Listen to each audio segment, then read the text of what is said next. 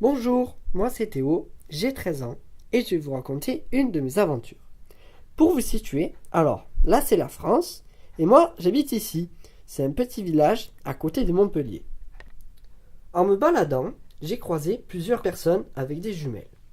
Ils m'ont dit que j'allais pouvoir voir plusieurs étudiants qui observent la nature pour pouvoir faire un IBC. L'IBC en fait, c'est un inventaire de la biodiversité communale. Bref, il note tous les animaux et végétaux qu'il y a sur la commune avec des méthodes scientifiques rigoureuses appelées protocoles. C'est le groupe des ornithologues. Ils reconnaissent les oiseaux au champ et à la vue grâce à des jumelles. Ils marchent tout au long d'un transect, dans différents habitats, et ils doivent observer le plus possible d'espèces sans sortir de ce chemin. Je vais maintenant lever plus souvent la tête et faire attention aux oiseaux. Le groupe suivant était celui des mammalogistes. Ils m'ont expliqué qu'ils posent des pièges de deux types différents, avec des appâts dedans, pendant plusieurs jours d'affilée. Si le piège est fermé, alors il y a peut-être un micro-mammifère dedans. Ils cherchent aussi des empreintes pour des plus gros mammifères et des pièges photographiques se déclenchent dès qu'un animal passe. Je ferai plus attention maintenant aux traces de présence dans mon jardin ou en balade. J'avais désormais devant moi le groupe des botanistes. Ils ont utilisé des photographies aériennes pour distinguer sur la commune 5 types d'habitats. Une fois sur place, ils font la liste de toutes les plantes observées dans un quadrat en utilisant la loupe botanique et une flore botanique. En partant, ils m'ont quand même dit de faire attention à ne pas ramasser trop de fleurs. Le groupe suivant était celui des entomologistes. Ils font des transects aussi avec des filets à papillons et libellules, des filets fauchoirs pour les criquets, sauterelles et grillons ou des captures à la main.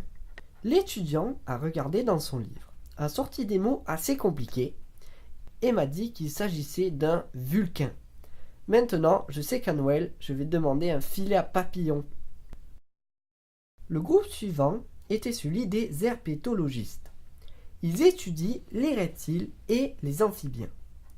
Ils peuvent les reconnaître à la vue ou au champ pour les amphibiens et ils sont équipés de guides d'identification.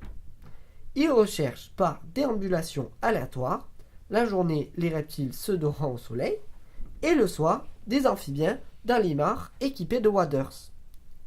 Ils doivent faire attention en les approchant car ce sont des espèces protégées.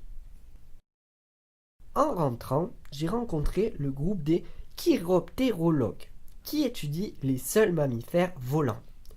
Les chauves-souris font des cris tellement aigus que notre oreille n'est pas capable de les entendre. Ce sont des ultrasons. Ils utilisent une black box qui les rend audibles et permet de savoir quelle espèce c'était grâce à un ordinateur.